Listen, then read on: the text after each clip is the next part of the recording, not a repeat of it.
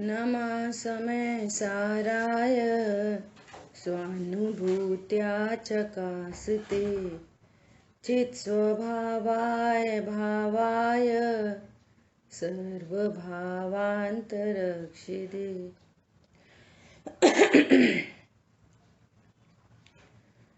वन्दितु सौवसिद्धे धुवमचल्मणोवमं गदिं पत्ते ऊक्षामि समय पाहुड मिडमो सुध केवली बड़ेदम।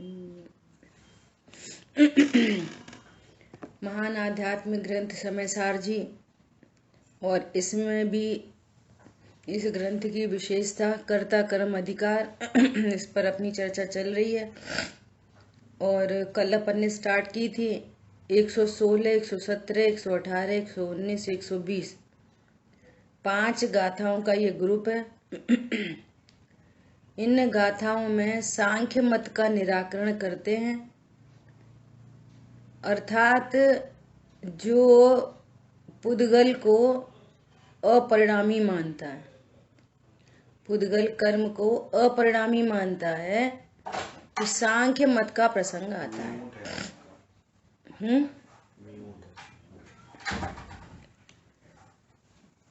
कोई बोल ही नहीं रहा। आवाज आ रही थी सबको? दीदी आवाज नहीं आ रही थी, हमारी आवाज। तो यहाँ क्या चर्चा चल रही है? कर्ता कर्म अधिकार में अपनी 5 गाथाओं का ग्रुप है 116 से 120 में। यहाँ सांख्य मत का निराकरण करते हैं। सांख्य मत क्या कहता है कि जो प्रकृति है अर्थात कर्म है वे अपरिणामी है। तो इस बात का निराकरण कर रहे हैं और पुद्गल का परिणाम स्वभाव प्रकट कर रहे हैं। चर्चा पीछे से चली आ रही है कि कर्म का कर्ता कौन है। तब कह रहे हैं कि कर्म का कर्ता प्रत्यय है। सीधे सीधे निमित्त की तरफ से आरोपित कथन, कर्म का कर्ता प्रत्यय है। अब बात आई कि जीव और प्रत्यय में क्या संबंध है, तो कह रहे हैं जीव और प्रत्यय में एकत्व तो नहीं है, एकदम क्लियर। कोई कहे जीव की पर्याय है, कहेंगे हाँ जीव की पर्याय है ना, परंतु उनमें एकत्व तो नहीं है। ये वाली बात सिद्ध कर दी। अब कह रहे हैं, अब बहुत महत्वपूर्ण बिंदु इस गाथा में आ रहा है कि न परिणमती हुई कार्मण वर्गणा को प्रत्यय भी क्या करेंगे। क्या बोला? न परिणमती हुई कार्मण वर्गणा में प्रत्यय क्या करेंगे। तो यहाँ कर्म परमाणुओं का परिणाम स्वभाव बताया जा रहा है कि वे परिणामी हैं, अर्थात विश्व की प्रत्येक वस्तु उत्पाद व द्रव्य युक्तम सत्व वाली है। परमानेंसी विद चेंज, वस्तु वस्तु बनी रहती है और प्रति समय परिणमती है, अपने प्रयोजन भूत क्रिया करने में वो समर्थ है। ये यहाँ विषय चल रहा है। तो कह रहे हैं कि देखो अपन है ना, कल अपन ने गाथार्थ पे चर्चा कर ली थी, अब अपन टीका पे चर्चा करते हैं, है ना। इन 5 गाथाओं की टीका। यदि पुद्गल द्रव्य जीव में स्वयं न बंधता हुआ कर्म भाव से स्वयमेव नहीं परिणमता हो तो वह अपरिणामी ही सिद्ध होगा। कर्म वर्गणा है और ज्ञान वर्णादि रूप परिणमन करती हैं, अपनी उपादान शक्ति से परिणमन करती हैं।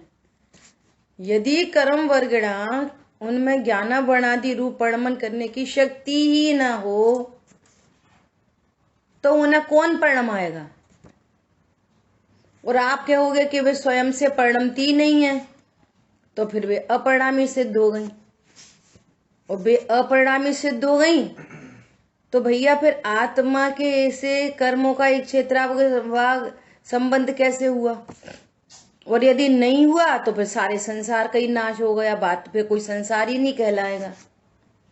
अब जब कर्म का संबंध नहीं है तो फिर शरीर भी नहीं है, तो सारे जीव फिर सिद्ध ही कहलाएंगे।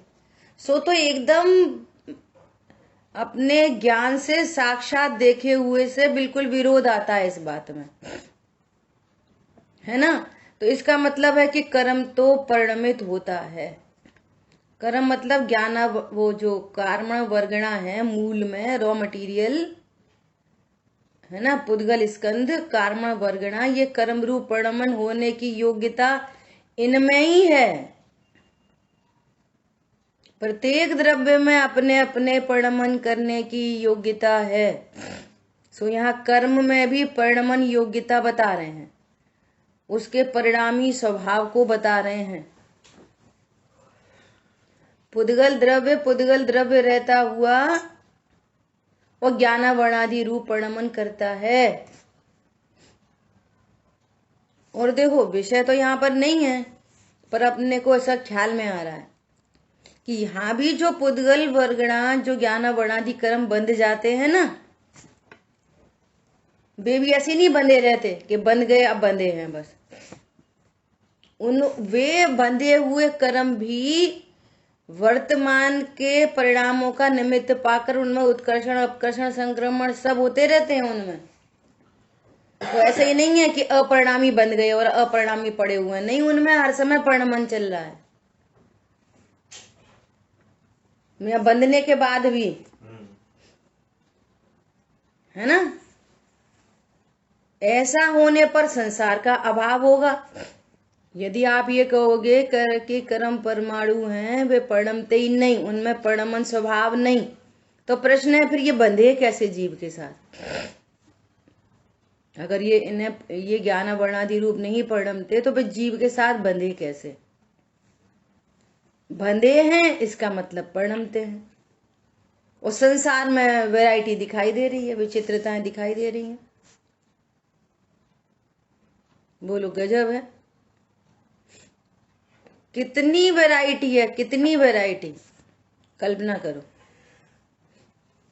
ये है ना नाम कर्म का उदय। बोलो सब मनुष्य हैं, एक की शक्ल दूसरे से नहीं मिलती।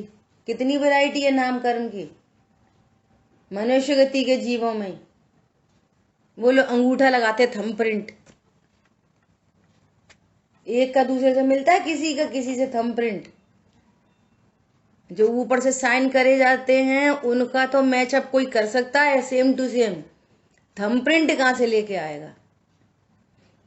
तो ये थंब प्रिंट मतलब ये नाम कर्म का उदय, उसके अनुसार पूरी बॉडी की रचना, और सब भिन्न भिन्न दिखाई दे रही हैं, एकदम न्यारे न्यारे दिखाई दे रहे हैं। तो ये वैरायटी किधर से आई? है ना। तभी कह रहे हैं क्योंकि यदि पुद्गल द्रव्य कर्म रूप नहीं परिणमे तो जीव कर्म रहित सिद्ध होवे।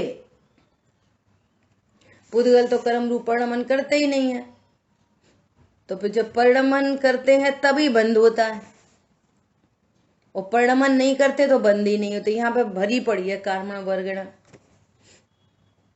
वो परिणमन नहीं कर रही तो फिर हमारा उससे कोई संबंध नहीं बन रहा, और परिणमन कर गई, है ना, ज्ञानावर्णादि रूप परिणमित हो गई, और जीव के साथ एक क्षेत्राव का संबंध तभी बनेगा, और बना, और संसार अवस्था चालू है, और ये तो अनादि से संयोग बना हुआ है। और यदि ऐसा नहीं है तो सभी जीव सिद्ध है। सिद्ध मतलब अनंत सुखी। सो ये तो प्रत्यक्ष विरुद्ध है। सिद्ध मतलब अनंत सुखी, तो एक को पकड़ लो तो अभियान टपकने लगेगा, दुख का अंबार लग जाएगा। अरे भैया कुछ मत पूछो, अरे भैया क्या बताएं, कोई सास से परेशान, कोई बहू से परेशान, कोई पति से परेशान, कोई पत्नी से, कोई बच्चों से, कोई मौसम से, कोई सरकार से, लिस्ट लगी पड़ी है है ना। तो प्रत्यक्ष दिखाई देता है कर्म का कार्य। तब कह रहे हैं तब फिर संसार किसका। अब देखो अब क्या कह रहे हैं, अब दूसरी बात कर रहे हैं। यदि यहाँ यह तर्क उपस्थित किया जाए कि जीव पुद्गल द्रव्य को कर्म भाव से परिणमाता है, वो तो निपणम था लेकिन जीव उसको कर्म भाव से परिणमाता है, तब अब तर्क दे रहे हैं इसलिए संसार का अभाव नहीं होगा। तो उसका निराकरण दो पक्षों को लेकर इस प्रकार किया। पुद्गल द्रव्य तो अपरिणामी है, वो तो परिणमता ही नहीं। तो फिर कह रहे संसार का नाश हो जाएगा, बोले नहीं होएगा। क्यों नहीं होएगा? क्योंकि जीव परिणमाता है उसको। कोई अन्य द्रव्य इस द्रव्य की पर्याय को उत्पन्न करता है। ये तो कूटस्थ है, अपरिणामी है, परंतु जीव इसमें से पर्याय उत्पन्न करा देता है, जीव इसको परिणमाता है। अब कह रहे हैं यहाँ पे तो उसका निराकरण दो पक्षों के द्वारा किया जा रहा है। कैसे? क्या जीव स्वयं अपरिणमते हुए पुद्गल द्रव्य को कर्म भाव रूप परिणमाता है? वो खोल लो, अनुशीलन है। अच्छा खत्म, तो इधर आ जाओ।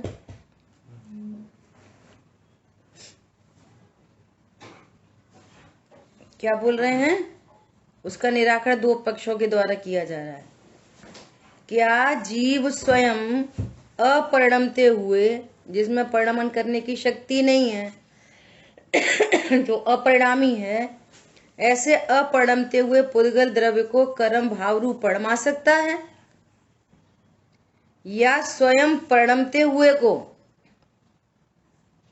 जिसमें स्वयं परिणमन करने की योग्यता है तो जीव का भाव निमित्त है, और जिसमें परिणमन करने की योग्यता ही नहीं तो जीव का भाव परद्रव्य में क्या करेगा?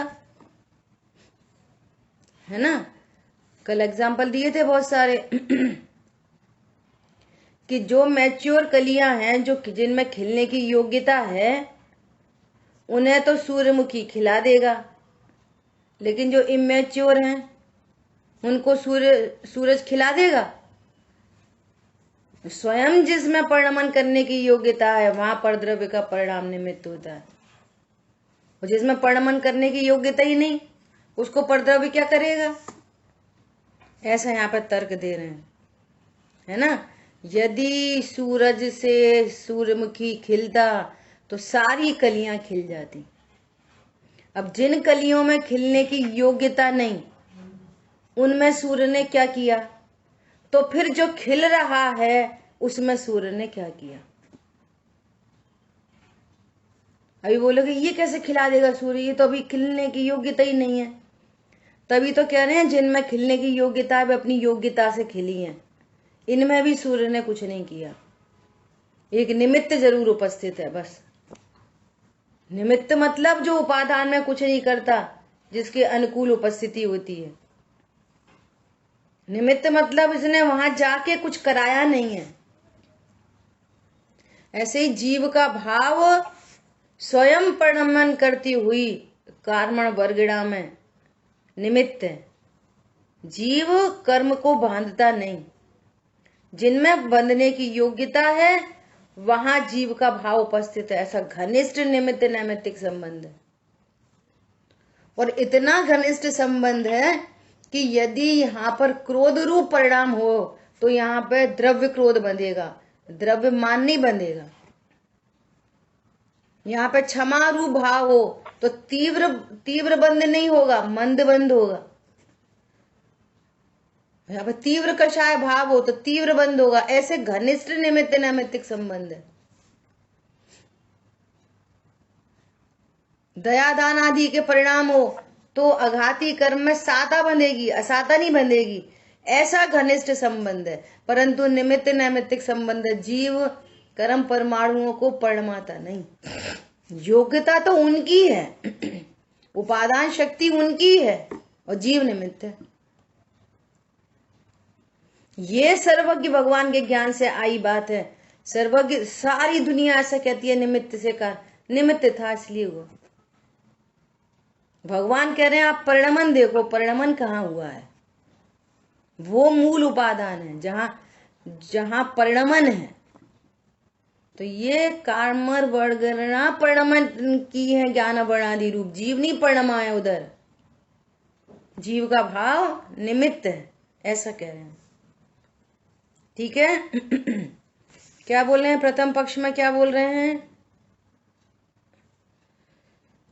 स्वयं अपरिणमते हुए को दूसरे के द्वारा नहीं परिणमाया जा सकता, क्योंकि वस्तु में जो शक्ति स्वतः न हो उसे अन्य कोई नहीं कर सकता, इसलिए प्रथम पक्ष असत्य है।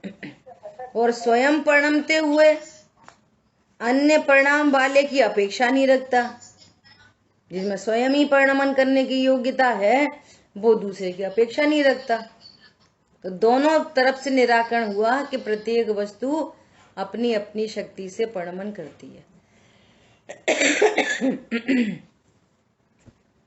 समझ आई बात? क्योंकि वस्तु की शक्तियां पर की अपेक्षा नहीं रखती, वस्तु की शक्तियां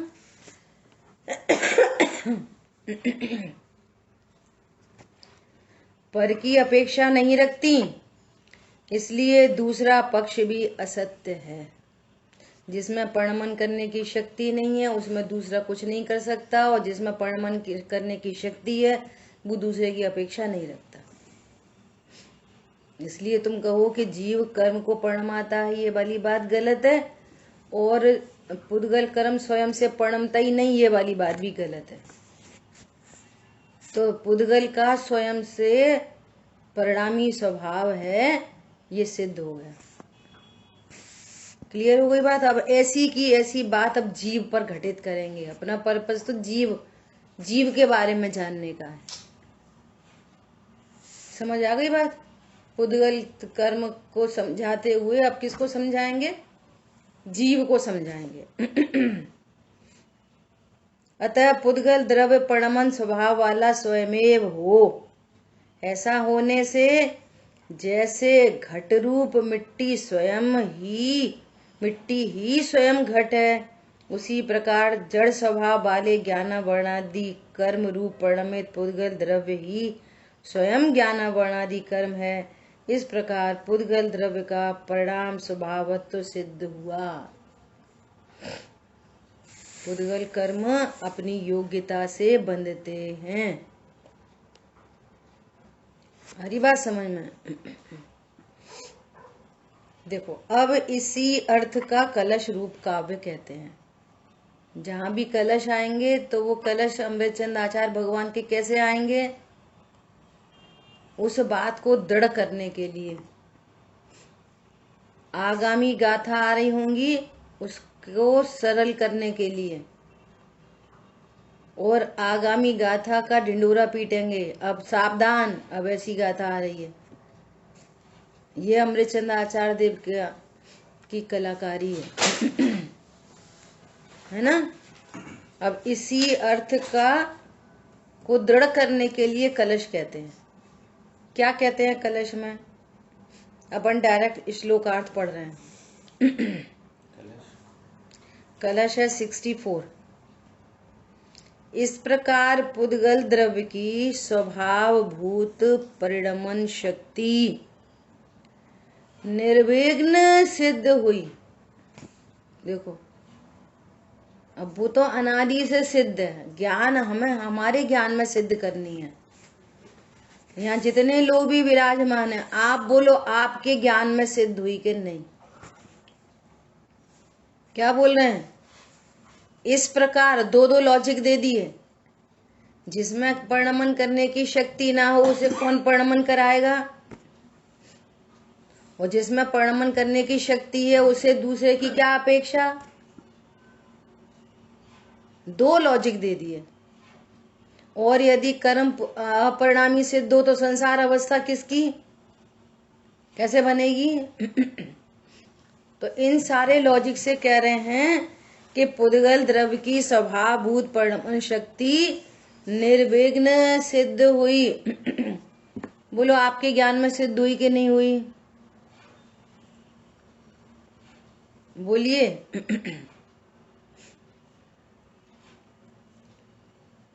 हाँ दीदी हुई। देखो अभी देखना, आप एक पेपर ले लो, पेपर है ना, और पेपर के छोटे छोटे छोटे छोटे टुकड़े कर लो और ऐसे हथेली पर रखो और फूंक मार दो, तो वे सारे पेपर एक ही जगह गिर जाएंगे। बोलो। कोई कहीं गिरेगा, कोई कहीं गिरेगा, कोई कहीं गिरेगा, कोई दूर गिरेगा, कोई नजदीक, और एक आध हो सकता है हाथ पे ही रह जाए। ये किस चीज को दर्शा रहे हैं? बोलो। एक एक निमित्त एक जैसा, बिल्कुल सबके लिए एक जैसी फूंक थी, एक ही प्रेशर की, तो कोई कहीं कहीं दूर गिर गया, कोई पास गिर गया, कोई और पास गिर गया, कोई हथेली पे रह गया। अब बोलो, इस हथेली पे रहने वाले पेपर की इस समय पर्यायगत योग्यता नहीं थी गिरने की, तो फूंक इसमें क्या करेगी? बोलो। जिसमें उस समय उस परिणमन करने की उस संबंधी योग्यता नहीं, उसकी योग्यता क्या है? पर्याय तो यहाँ पे भी हो रही है, उसकी वहीं रहने की पर्याय है। वो किसी की पास गिरने की पर्याय है, किसी की दूर गिरने की, किसी की और दूर गिरने की, है ना। तो जो स्वयं नहीं परिणमन कर रहा उसमें फूंक ने क्या करा, और जो दूर गिर गए उसमें फूंक ने क्या करा, और जो पास गिर गए उसमें फूंक ने क्या करा? पढ़ समझ में आ रहा है? ये एक एक वस्तु का अपना अपना परिणमन स्वभाव है, उसकी अपनी अपनी पर्यायगत योग्यता है। बोलो। वो आम लेके आए घर में, तो शाम को तो हरा हरा दिख रहा था, सुबह होने तक पीला हो गया, तो उसको किसने परिणमाया? अच्छा, और आम का कौन से कर्म का उदय है आम का? बोलो। किसने परिणमाया उसको? वर्ण गुण तो वही था, वही द्रव्य, वही वर्ण गुण। वर्ण गुण सेम है, और पहले हरी पर्याय हो रही है और बाद में पीली पर्याय हो रही है।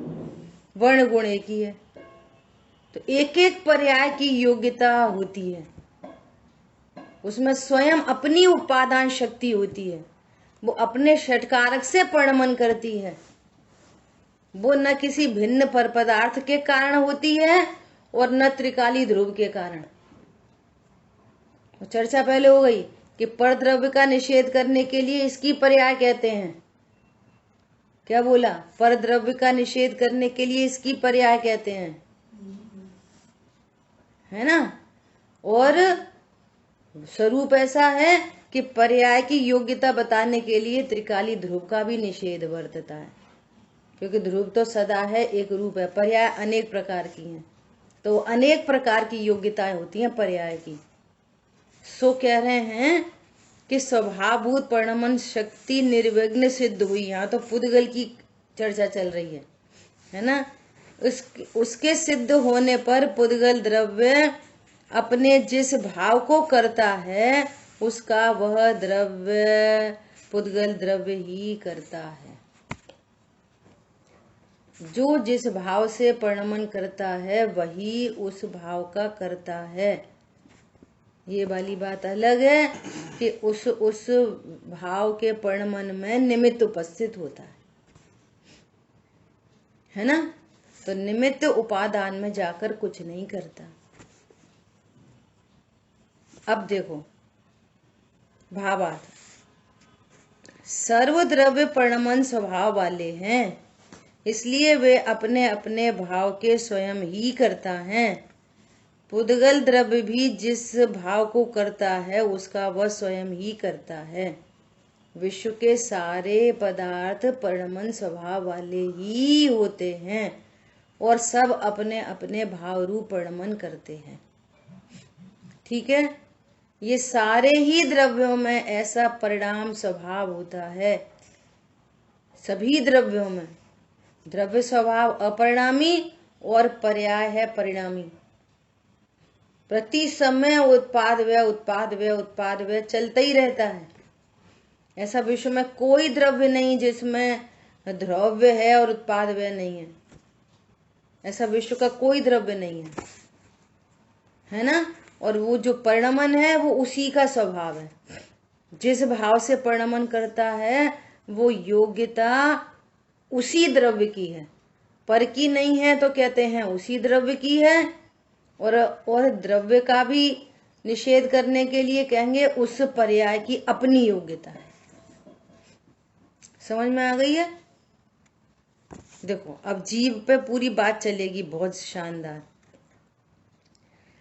अब जीव का परिणामित्व सिद्ध करते हैं। जीव भी परिणाम स्वभाव वाला है। पुद्गल का परिणाम स्वभाव बता दिया और उससे स्पष्ट दिखाई दे रहा है कि भिन्न भिन्न प्रकार के कर्म परमाणुओं का बंध होता है। यदि उनका परिणमन ना हो तो ये वैरायटी कैसे दिखे, तो उसके परिणाम स्वभाव को सिद्ध कर दिया। अब कह रहे हैं इसी प्रकार जीव भी परिणाम स्वभाव वाला है। वो भी उत्पाद व ध्रुव युक्तम सत है। उसमें भी एक ध्रुव स्वभाव है और एक परिणमन स्वभाव है। सदा परिणमन, प्रति समय परिणमन होता रहता है। अब जो जिस भाव से परिणमन करता है वो उसकी ही पर्याय है। वो किसी अन्य द्रव्य के द्वारा लाई नहीं जाती, किसी अन्य द्रव्य के द्वारा लाई जाती नहीं है। घनिष्ठ निमित्त नैमित्तिक संबंध होने पर भी निमित्त कर्ता वहां दूसरे द्रव्य में जाकर पर्याय को उत्पन्न नहीं करता। किसी भी द्रव्य में अपने करने की तो शक्ति है, लेकिन पर का करने की शक्ति तो किसी भी द्रव्य में नहीं है, किसी भी द्रव्य में। क्योंकि दो द्रव्यों के बीच में अत्यंत अभाव की दीवार है। उसमें एक द्रव्य के हाथ घुसते नहीं है उसमें जाके उसको निकाल के ले आए। हम तुम्हारे घर जाके 2 सेब लेके आ जाएं। समझ में आ रही है बात? ऐसा नहीं होता। देखो 121 गाथा को पढ़ रहे। रसयं वद्बद्धो कम्मे रसयं परिणमदि कोहमादिहिं यदि एस तुझ जीवो अपरिणामी तदा होदि अपरिणमन्तं हि स्वयं जीवे कोहादि एहिं भावेहिं संसारस्य अभावो पश्चद्दे असंख समो वा।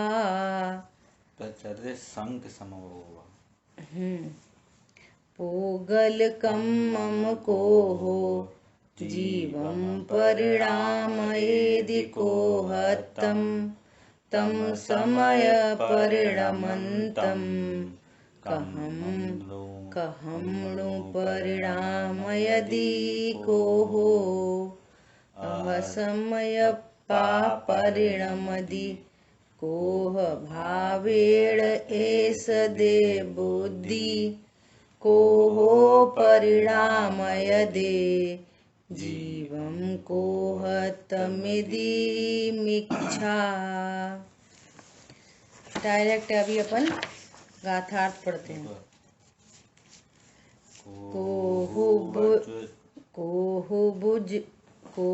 बजुत्तो कोहो माणु बजुत्तो यमाण मेवादा माऊ बजुत्तो माया लोहो बजुत्तो हवदी लोहो। 121 से 125 गाथाएं। गाथार्थ। सांख्य मतानुयायी शिष्य के प्रति आचार्य कहते हैं कि भाई यह जीव कर्म में स्वयं नहीं बंधा और क्रोधादि भाव से स्वयं नहीं परिणमता, यदि तेरा यह मत है तो वह जीव अपरिणामी सिद्ध होता है। यदि जीव स्वयं क्रोध रूप नहीं परिणमा, स्वयं से क्रोध रूप नहीं परिणमा, तो पुद्गल की भांति जीव भी अपरिणामी सिद्ध होगा। जीव में कोई पर्याय नहीं होती, वह ध्रुव ही ध्रुव है अकेला। देखो बहुत समझने की बात है कि भैया ये इतना क्रोध क्यों कर रहे, हम तो अपरिणामी हैं, तो ये पर्याय किसकी है, इसकी तकलीफ किसको है, इसका बंध किसको होएगा। पॉइंट समझ में आया। पर्याय को गौड़ करने की व्यवस्था तो है, पर पर्याय का अभाव करने की कोई व्यवस्था नहीं है। तुमने वस्तु तोड़ दी। कल भैया बोल रहे थे जैसे बहुत लोगों ने शास्त्रों को जलाकर होली जलाई। शास्त्र मतलब सिद्धांत, सिद्धांतों को जला दिया, तो वे तो हमें दिखाई दे रहे हैं सिद्धांतों को जलाने वाले, है ना। लेकिन तुम्हारे ज्ञान में सिद्धांतों की होली जल रही है। तुम्हारा ज्ञान सिद्धांत को स्वीकार नहीं करता, तो ये सिद्धांतों को जलाने का महापाप है। इसलिए इस जीव को महापाप चलता रहता है, चलता ही रहता है। वो तो हम तो दया दान करते हैं कि भैया महापाप तो चल रहा है, ये ऐसी बात है। कह रहे हैं कि क्रोधादि भाव से स्वयं नहीं परिणमता, यदि तेरा यह मत है तो क्रोध किसने कराया, तो निमित्त का ज्ञान कराया था, तो उसने कर्ता कर्म लगा लिया। वो तो कर्म क्रोध कराते हैं, कर्म क्रोध कराते हैं। समझ में आ रही बात। यहाँ तो कर्म को निमित्त बताकर जीव को अपरिणामी बताना था, त्रिकाली ध्रुव का लक्ष्य कराना था। और जिसके ज्ञान में त्रिकाली ध्रुव का लक्ष्य होता है वो आनंदित होता है, फिर वो आकुलित नहीं होता। समझ में आई बात। देखो क्या कहना है, क्रोधादि भाव से स्वयं नहीं परिणमता, यदि तेरा यह मत है तो वह जीव अपरिणामी सिद्ध होता है। और जीव स्वयं क्रोधादि भाव रूप नहीं परिणमता होने से संसार का अभाव सिद्ध होता है, अथवा सांख्य मत का प्रसंग आता है। उधर यदि कर्म को अपरिणामी बोले तो फिर बंधेंगे कैसे। इधर क्रोध के सापेक्षता में जीव को अपरिणामी बोले तो फिर संसार किसका। दोनों केस में संसार की स्थिति नहीं बनेगी। जैसे अनंत भगवान को, सिद्ध भगवान को पर्याय में भी राग आदि नहीं है, तो पर्याय में राग नहीं है तो फिर क्या है, वीतरागता है, परिणमन स्वभाव है। वहां पर भी ज्ञान में हर समय केवल ज्ञान केवल ज्ञान केवल ज्ञान उत्पन्न हो रहा, परिणमन स्वभाव है। परिणमन क्या हो रहा है, अनंत ज्ञान, अनंत दर्शन, अनंत सुख, अनंत वीर। और त्रिकाली ध्रुव भगवान आत्मा और ये पर्याय। और यहाँ त्रिकाली ध्रुव भगवान आत्मा, क्रोध पर्याय। तो ये क्रोध पर्याय किसका परिणमन है। पॉइंट समझ में आ रहा है। तो कह रहे हैं यदि तू ऐसा मानेगा तो फिर संसार का प्रसंग ही नहीं आएगा। फिर संसार किसका, अरे संसार किसका, दुख किसका, फिर तकलीफ किसकी, नवीन कर्म बंधन किसका। समझ आई बात। देखो निश्चयवासी के प्रसंग में भी क्या बोला है। वर्तमान में है तो छाया श्रमिक ज्ञान वाला, और सिद्धांत में बताया था कि तुमको केवल ज्ञान प्रकट करने की शक्ति है, अभी वर्तमान में निगोद या जितना छायाक्षमिक ज्ञान हो जाए तब भी शक्ति अपेक्षा सर्वज्ञत्व शक्ति का धारी है, परंतु वो सर्वज्ञत्व शक्ति का लाभ कब होगा? जब व्यक्ति हो उसकी। तो व्यक्ति तो छायाक्षमिक ज्ञान की है और तू कह रहा है कि मैं वर्तमान में केवल ज्ञान वाला हूं, तो तेरे को तो कम दिखाई दे रहा है, कम जानने में आ रहा है।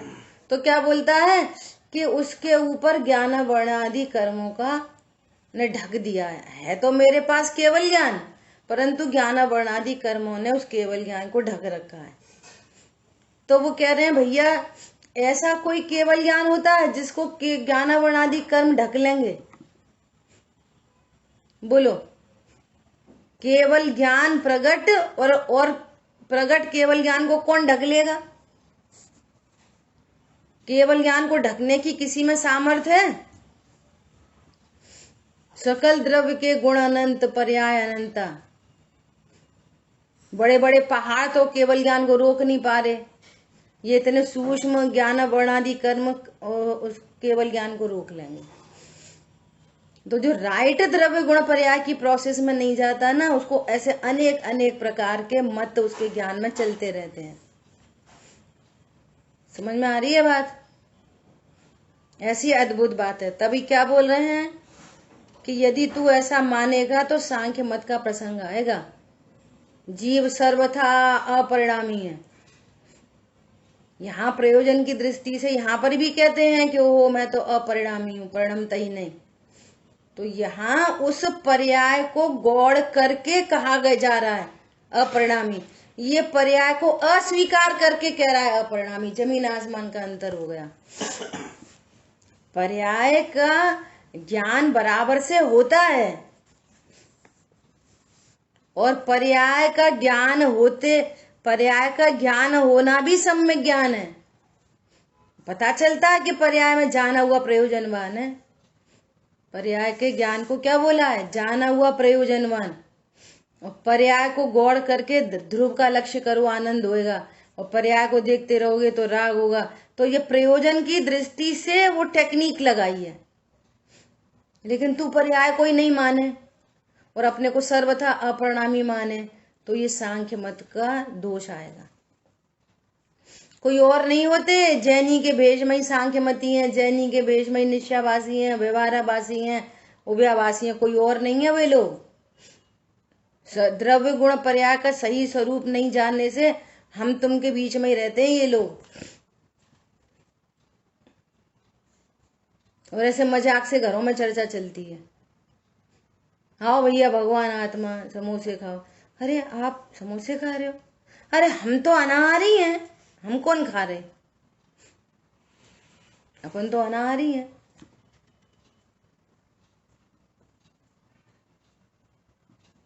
समझ में आ रही है बात?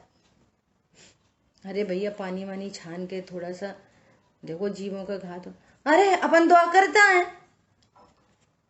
तो ये तेरी पर्याय में अन्याय अनीति अनाचार चल रहा है, तो इससे तेरे को अनंत सुख उत्पन्न हो रहा है। ये बंध के हेतु बनेंगे कि मोक्ष मार्ग के हेतु बनेंगे? विचार करो। देखो क्या कह रहे हैं यहाँ पे। और पुद्गल कर्म जो क्रोध है वह जीव को क्रोध रूप परिणमन कराता है। देखो क्रोध क्यों उत्पन्न हुआ? कर्म कराता है, पुद्गल कर्म कराता है। तब कह रहे हैं यदि तू ऐसा माने तो यह प्रश्न है कि स्वयं नहीं परिणमते हुए उस जीव को क्रोध कैसे परिणमन करा सकता है? फिर तो कभी द्रव्य कर्म की हानि नहीं हो पाएगी। यदि द्रव्य कर्म क्रोध उत्पन्न कराए, जिसकी पर्याय में योग्यता ही नहीं है क्रोध उत्पन्न होने की, उसको द्रव्य कर्म कैसे क्रोध उत्पन्न करा देगा? बोलो। वो ज्ञान कर्म का उदय तो पहले गुणस्थान से लेके 10वें गुणस्थान तक निरंतर चल रहा है, निरंतर, एक क्षण भी खाली नहीं है। है ना। तो ये कर्म की हानि कैसे होती चली गई कि जीव स्वभाव सन्मुक्ता के द्वारा, भेद विज्ञान के द्वारा। एक ही उपाय है, प्रत्येक गुण स्थान में होने योग्य परिणाम चलते रहे, है ना। और जैसे जैसे जीव ने स्वभाव की सन्मुक्ता की तो उसकी परिणति में जो मिथ्यात्व था कि योग्यता थी, वो योग्यता नष्ट हुई। क्या बोला? स्वभाव सन्मुक्ता से जीव में जो योग्यता थी मिथ्यात्व की, वो योग्यता नष्ट हुई तो कर्म का नाश हुआ। तुम बोलो कर्म का उदय आके कर्म का नाश होएगा तो हमारा मिथ्यात्व मिटेगा, ऐसा नहीं है। समझ में आ रही है बात? हम क्या कर रहे हैं बताओ? कर्म का उदय है।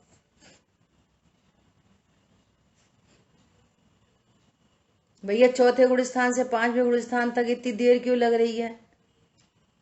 क्या करें, अप्रत्याख्यान का उदय बहुत है। पॉइंट समझ में आ रहा है? तो तुम्हारे को कर्म परिणाम कराता है, तो कह रहे हैं स्वयं न परिणमते हुए को, जिसमें योग्यता ही नहीं।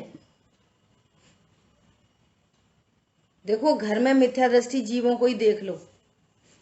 अभी तो अपन भेद ज्ञान की बातें ही नहीं करें, है ना।